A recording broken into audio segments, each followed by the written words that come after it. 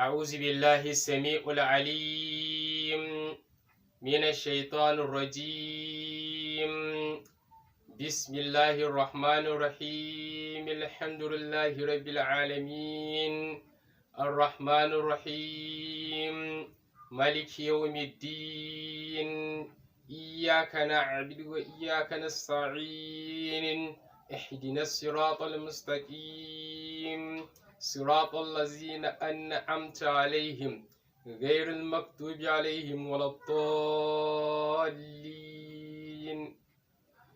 اللهم صل على سيدنا محمد الفاتح لما أغلق والخاتم لما سبق ناصر الحق بالحق والهادي إلى صراطك المستقيم وعلى آله حق قدره ومقداره العظيم.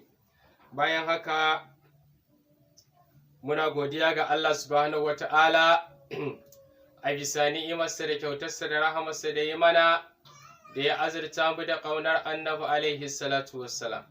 To Allah ya bar mu da annabi, Allah ya ƙara mana ƙaunar annabi, Allah ya cika zuciyarmu da ƙaunar annabi, Allah ka sa in an gan mu a tuna da annabi alaihi salatu wassalam. To bayan haka ‘yan uwa muna ci gaba da fassarar littafin akhlaqul mustafa, kyawawan ɗabi'un annabi alaihi salatu wassalam masu girma masu daraja. Za mu tashi wa askhan nasi, mafi kyautar mutane, la yabitu indahu dirhamun wala dinarun, dirhami ko dinare baya kwana a gidan annabi alaihi salatu wassalam. Ma'ana annabi alaihi salatu wassalam baya kwana da kuɗi a gidansa alaihi salatu wassalam. Malam ya ce wa askhan nasi, mafi kyautar mutane, annabi alaihi salatu wassalam ya fi kowa kyauta. A hadisi annabi ya ce addabani rabbi fa ahsana ta'dibi. Allah Ubangiji subhanahu wata'ala shine wanda ya tarbiyyata, kuma Allah ya kyautata tarbiyyata alaihi salatu wassalam. To da Allah subhanahu wata'ala ya kyautata tarbiyyata, sai Allah ya ce sai annabi ya ce Allahu huwal mu'di. Allah subhanahu wata'ala shi ne mai bayarwa, amma ni ne mai rabawa. Allah ya tarbiyyatar da manzon Allah alaihi salatu wassalam. To Allah subhanahu wata'ala sai ya zama da cewar duk wani wanda zai samu koma menene a rayuwarsa, waye zai bashi? Allah ne. Wa yake raba wannan abin? Annabi alaihi salatu wassalam ya ce Allahu huwal mu'ti. Allah ne mai bayarwa wa anil qasim, ni ne mai rabawa alaihi salatu wassalam. Shi yasa na daga kyautar manzon Allah alaihi salatu wassalam, akwai wani bawan Allah kafin ya musulunta ana ce masa Safwan.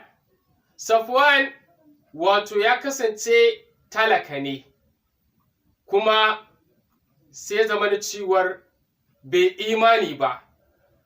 Kullum matarsa takan ce, Safwan ya kamata ka je ka gaishe da annabi alaihi salatu wassalam. Ka ga matarsa a sai da Khadija tana kyautata mana, ya kamata ka je ka gaishe shi.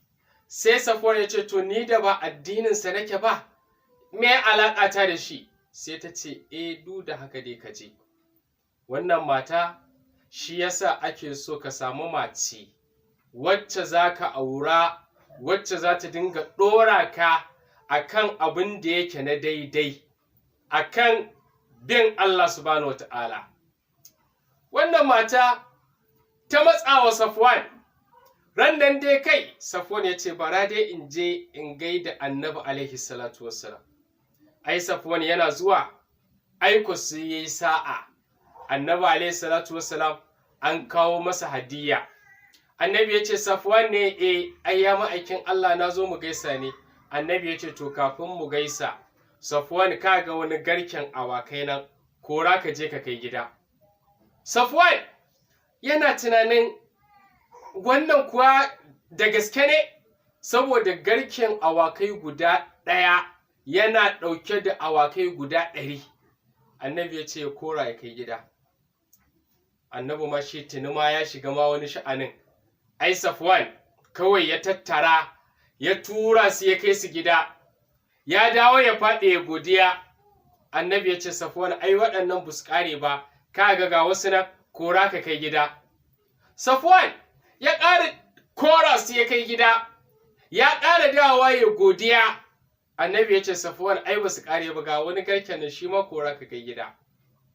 Garke uku annabi ya bashi, wanda ba ka da akuya guda ɗaya, baka san a ina za ka same ta ba, aka yi ma kyautar akuya guda 300, ai dole kanka ya kasa ɗauka. Shi yasa shi manzon Allah yana kyautar da hannu ba zai iya ɗauka ba, wuya ba zai iya ɗaukar ta ba.